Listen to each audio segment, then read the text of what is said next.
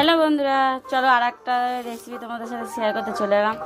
সব মানুষের একভাবে পটলের তরকারি নয়, ভাজা নয়। আজকের আমি পটল দিয়ে অন্য রকম জিনিস ভাজাবো। চলো এটা আগে সিদ্ধ করে আসি, তারপরে তোমাদের জানাচ্ছি কি রান্না করবো আজকে। চলো সিদ্ধ করে নিই। চলো সিদ্ধ করে নিয়ে চলে এলাম। এবারে এটা পেস্ট করব।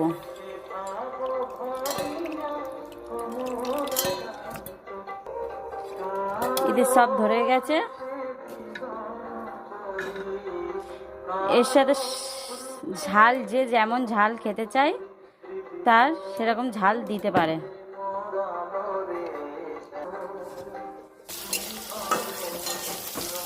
এটা এখন ভাজুক, তাতে ইতে একে একে সব দিয়ে দেবো।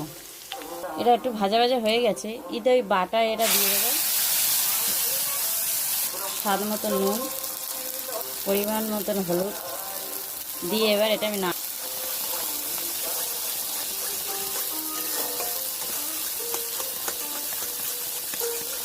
এটা যতক্ষণ নাড়তে হবে, যতক্ষণ এই রসটা শুকিয়ে যাচ্ছে। গ্যাসের আঁচটা একটু কমিয়ে দেবে, না হলে তলায় ধরে যেতে পারে। এরা এখনো জল মরবে। চলো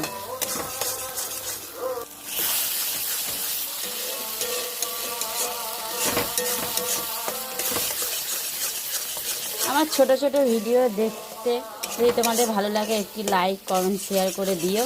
আর আমার চ্যানেলটা যদি না সাবস্ক্রাইবার না থাকে, তোমরা সবাই সাবস্ক্রাইবার করে দিও।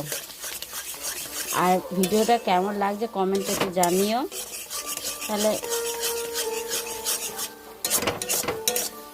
চলো, অনেকটা রস মরে এসছে, আর একটু হবে। কিছুক্ষণ বাদে ফিরে আসছি। দেখছো কালারটা কেমন চেঞ্জ হয়ে গেছে।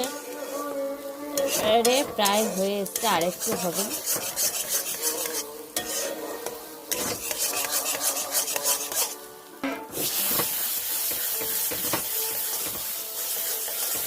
এটা একটু বেশি করে নাড়তে হবে। দেখো আমাদের এবার রেডি।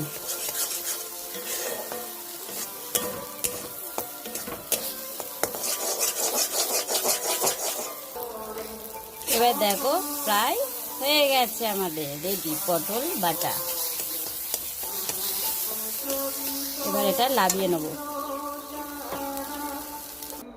আমাদের পটল বাটা রেডি।